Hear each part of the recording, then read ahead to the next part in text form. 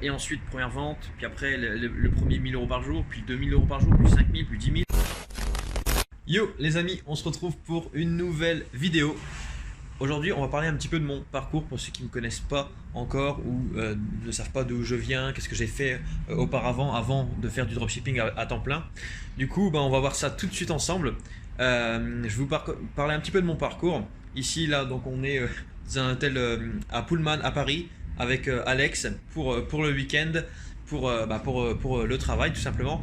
Et c'est à côté de la Tour Eiffel que je vais vous parler un petit peu de mon parcours. Mon parcours, donc je suis Tanguy, j'ai 23 ans à ce jour, donc nous sommes le 10 juillet 2020. Et comment j'ai commencé, comment maintenant on peut justement passer des nuits dans exemple l'hôtel à Pullman à Paris ou faire un petit peu ce qu'on veut de nos journées et puis les activités qu'on veut, les rêves qu'on peut réaliser, etc. C'est arrivé depuis en fait depuis mes 18 ans. J'ai eu la chance de pouvoir voyager un petit peu et ça m'a ouvert énormément l'esprit. Et en rentrant en France, j'ai dû repartir en études, donc j'ai fait un BTS tourisme. Et pendant le BTS tourisme, on m'a proposé une opportunité d'affaires. Je faisais du marketing de réseau, MLM. Donc ça c'était à côté de mes études. Et j'ai fait ça pendant 2 ans. Pendant 2 ans j'ai fait ça. C'était une très bonne école. J'ai fait énormément de conférences, de formations, etc. Et j'ai appris énormément de choses à travers le marketing de réseau, surtout sur le mindset, sur l'entrepreneuriat. C'est là où j'ai eu vraiment mes premiers déclics en fait, vraiment pour devenir entrepreneur et être libre financièrement et vouloir réaliser mes rêves et ne pas. J'ai vu que c'était une vie qu'on pouvait atteindre, c'était des objectifs qu'on pouvait atteindre, c'était des objectifs et des rêves qu'on pouvait réaliser grâce à l'entrepreneuriat et grâce en fait à toi-même tout simplement. Et du coup pendant ces 2 ans j'ai rencontré énormément de personnes que j'ai rencontrées. J'ai fait énormément de voyages, c'était vraiment quelque chose d'une bonne aventure. Mais le problème c'est que j'ai quand même passé énormément de temps et beaucoup d'énergie pour développer ce marketing de réseau et en contrepartie niveau financier c'était pas vraiment ça. Je gagnais un petit peu mais c'était pas à l'espérance de mes envies et ça c'est toujours à côté de mes études. Toujours à côté de mes études j'avais aussi j'ai été pris en tant que contrat étudiant dans une piscine pour surveiller les piscines et je faisais aussi de la multibancarisation, donc tout ce qui est Boursorama, Hello Bank, etc. Je faisais des parrainages, je faisais à peu près 500-600 euros par mois grâce au parrainage. Donc ça c'était plutôt cool et ça me permettait avec ma copine de pouvoir se payer un week-end, 2 week-ends par mois. Pendant presque 1 an on a fait ça. Et du coup ça c'était énorme. Parce que ça nous a vraiment ouvert l'esprit. On savait que on voulait un week-end et ce qu'on allait faire c'est qu'on allait parrainer des gens. Peu importe la personne si on la connaissait ou pas, on allait les parrainer. Bref, et du coup j'ai compris qu'au bout de 2 ans quand même avec le MLM c'était beaucoup d'énergie, beaucoup de temps passé et pas beaucoup de retour sur investissement en termes d'argent et de liberté comme on pouvait l'entendre et comme on pouvait le croire, et d'automatisation aussi parce que c'est bien beau d'avoir une équipe. J'avais une équipe mais si l'équipe vous la gérez pas, et tout simplement l'équipe ne fera rien. Alors du coup qu'est-ce que j'ai fait? Pendant que je faisais du marketing réseau, un ami, Alex, m'a contacté sur Twitter. Il m'a dit voilà moi je suis un petit peu à la recherche d'opportunités, etc. C'est tout début pour lui en fait dans l'entrepreneuriat et le business, et m'avait envoyé un message sur Twitter. On s'était rencontrés, je lui avais proposé mon opportunité d'affaires.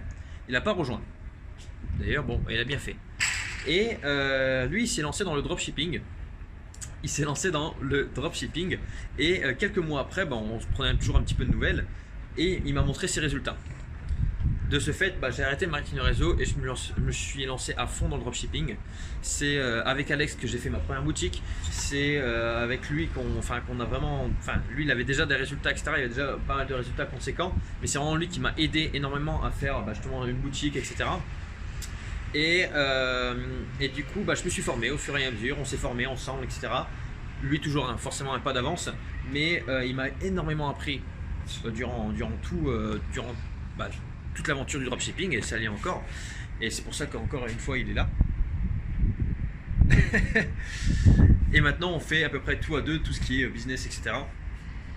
Et du coup j'ai fait mes premières ventes en dropshipping peut-être 3-4 mois après m'être lancé, et ensuite première vente, puis après le premier 1000 euros par jour, puis 2000 euros par jour, puis 5000, puis 10 000, et là ça a vraiment explosé durant ces derniers temps, surtout durant le confinement.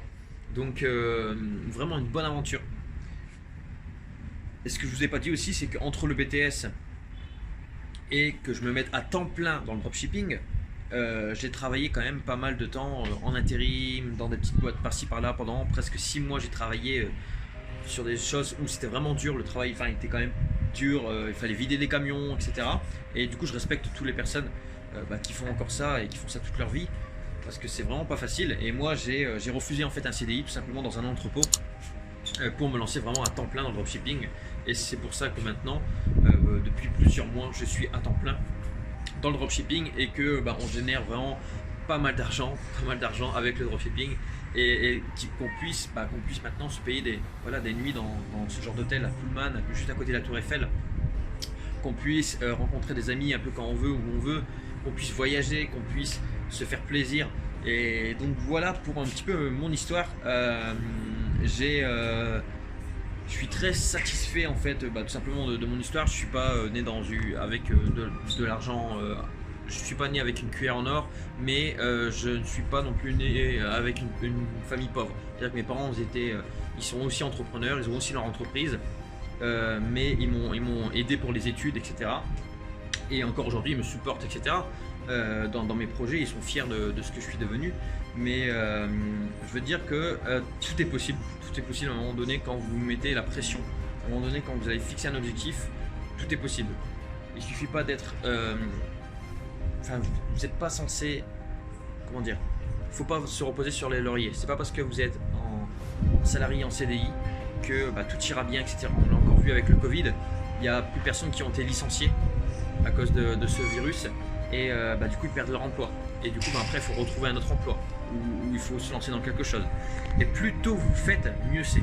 Si vous faites dès maintenant, si vous entreprenez quelque chose dès maintenant, si vous avez cette fibre en fait d'entrepreneuriat, c'est génial. C'est génial parce que vous avez du temps devant vous, peu importe votre âge, vous avez du temps devant vous. Je connais des personnes qui ont maintenant, qui ont 30 ans et qui sont seulement maintenant dans l'entrepreneuriat. Et c'est cool pour eux parce que il n'est jamais trop tard en fait. Il n'est jamais trop tard de se fixer des objectifs, il n'est jamais trop tard de passer au-dessus de ça, il n'est jamais trop tard d'aller atteindre ses rêves. Plus tôt vous commencez, mieux c'est. Donc ceux qui sont un petit peu dans la même catégorie que moi, qui étaient en études, qui sont un petit peu la fibre entrepreneuriale, qui savent que le métro boulot dodo c'est pas pour eux, travailler 40 heures semaine c'est pas pour eux, je vous invite vraiment à vous intéresser à l'entrepreneuriat, au business en ligne. C'est vraiment quelque chose qui a changé ma vie en fait tout simplement. Et au niveau de l'état d'esprit, niveau aussi de mes connaissances, etc., au niveau de mes relations. Et c'est carrément une vie que j'adore. Même s'il y a des hauts et des bas, c'est pas toujours tout rose. Toujours on doute, des fois il y a des mois avec, des mois sans. Mais ça fait partie du jeu, ça fait partie du game. Et il faut le prendre comme ça en fait. Ok ? Donc moi ce que je vous conseille c'est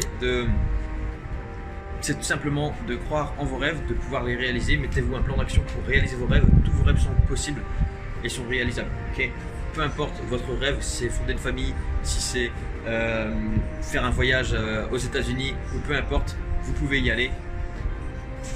Mettez-vous un plan d'action pour atteindre ce rêve, pour atteindre cet argent, pour peu importe, que ce soit dans l'entrepreneuriat ou un métier que vous aimez. Tant que vous aimez ce que vous faites, c'est le plus important. Si vous aimez ce que vous faites, vous allez pouvoir aller loin, vous allez pouvoir réaliser tout ce que vous avez envie de réaliser. Si vous préférez investir dans l'immobilier, investissez dans l'immobilier, mais ne vous arrêtez pas et n'ayez pas de regrets quand vous serez sur votre ligne mort en fait, vous dire oh, j'aurais dû faire ça, j'aurais dû faire ça, j'aurais dû faire ça.